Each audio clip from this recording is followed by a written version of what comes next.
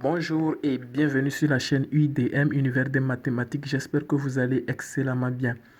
Alors, nous sommes dans un nouveau challenge, dans une nouvelle vidéo, je vais dire. Aujourd'hui, nous allons traiter cet exercice sur la détermination du domaine de définition des fonctions rationnelles. Alors, si c'est la première fois que vous venez sur cette chaîne, je vous invite à vous abonner, activer la cloche de notification pour ne manquer à aucune des futures vidéos. Alors, on se retrouve juste après l'introduction pour la résolution de cet exercice. C'est parti.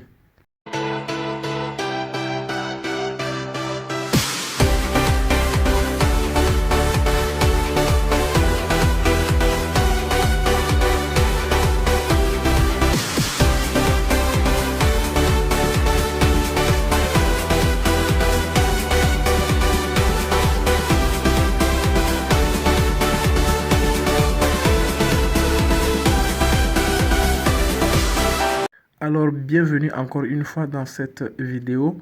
J'espère que vous vous êtes déjà abonné. Si ce n'est pas encore fait, je vous invite à le faire. Et donnez-moi également un pouce bleu, un petit like, ça me ferait plaisir. Alors, on se retrouve, n'est-ce pas, devant cet exercice de niveau première scientifique. Nous allons le traiter très rapidement. Donc, résolution.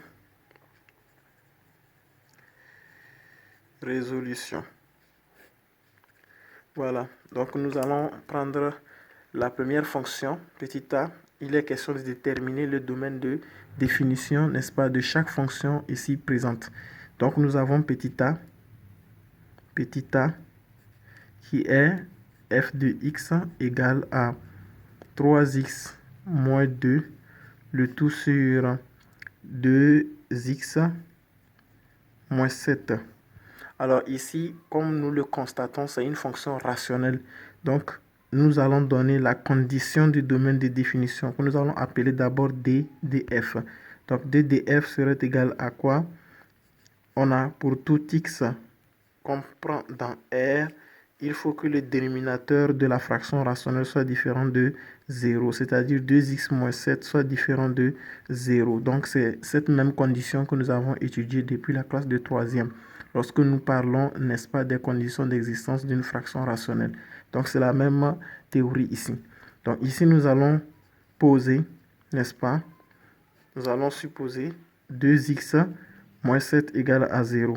Donc, nous cherchons la valeur de x pour laquelle l'équation là, n'est-ce pas, peut s'annuler. Donc, très rapidement, 2x serait égal à 7 et donc x serait égal à 7 demi. Donc, pour x différent de ce 7 demi, donc la fonction f de x va exister, n'est-ce pas, dans R. Donc, nous allons dire d df serait donc égal à R privé de quoi? De 7 sur 2. Donc, dans l'ensemble des nombres réels, on va priver 7 demi. Donc, en termes d'intervalle, ça fait moins l'infini à 7 demi ouvert, union 7 demi à plus l'infini. Donc, voilà l'ensemble des définitions de cette première fonction petit a. Petit b, maintenant. Petit b, donc, nous avons f de x égale racine carrée de 2x moins 1, le tout sur x au carré moins 3x plus 2. Toujours la même chose parce que c'est une fonction rationnelle. Donc, nous allons donner la condition d df. Ce serait égal à quoi? Pour tout x élément de R, tel que x au carré moins 3x plus 2 doit être, n'est-ce pas, différent de 0. Donc, nous allons toujours posons 2x au carré moins 3x plus 2 égale à 0. Nous prenons plutôt seulement le dénominateur ici. Nous voyons qu'ici, nous avons racine carrée de 2x. Donc, quelqu'un va demander à savoir, mais racine carrée qui est ici, est-ce qu'il n'y a pas une condition qui sera posée sur cette racine carrée? Nous allons dire non. Pourquoi? Parce que racine carrée de 2 est déjà, n'est-ce pas, une valeur réelle et que nous avons seulement qu'un polynôme du premier degré au numérateur. Ou alors, nous pouvons dire cela que quoi? La racine carrée de 2 est déjà une valeur positive, c'est-à-dire 2 est déjà une valeur positive. Donc, la racine carrée de 2 existe déjà. Donc, il n'y a pas de condition à poser là à ce niveau. Donc, ici, nous cherchons le discriminant. Le discriminant, ça fait moins 3 au carré, moins 4ac, ce qui est égal à 2. Donc, moins 3 au carré, ça fait 9. Moins donc 4 fois 2, ça fait 8, ce qui est égal à 1. Voilà donc le discriminant. Alors, nous calculons x1, ça fait moins b. B est égal à moins 3. Donc, ça fait moins facteur de moins 3, moins racine carrée de 1 qui est égal à 1. Le tout sur 2a, 2 fois 1. Et au final, nous aurions 3 moins 1, le tout sur 2. Alors, ça fait 3 moins 2, ça fait, et moins 1, pardon, ça fait 2. Le tout sur 2, c'est égal à 1. x2 serait égal à quoi? J'aurai immédiatement moins 3. Donc, ça fera plus 3. Donc, je dirais plus 3 plus racine carrée de 1, le tout sur 2. Donc, ça nous fait 3 plus 1, le tout sur 2, ce qui fait 4 sur 2. Et ça donne 2. Voilà les racines qui vont annuler ce polynôme du second degré. Pourtant, nous ne voulons pas que le polynôme du second degré s'annule. Il faut que le polynôme du second degré soit différent de 0 dans la condition. Donc, ce qui nous amène à dire que d de f serait donc égal à r privé de quoi? De 1 et 2, les deux éléments. En termes d'intervalle, beaucoup de gens font des erreurs avec s'il y a deux éléments dans un intervalle, dans un ensemble. En termes d'intervalle, donc suivez comment on l'écrit. Donc ça serait de moins l'infini à 1, ouvert, union, 1 à 2. Vous voyez, c'est cette partie que les gens sautent parfois. 1 à 2 ouvert, union maintenant, 2 à plus l'infini. Voilà ce qu'on appelle R privé de 1 et 2.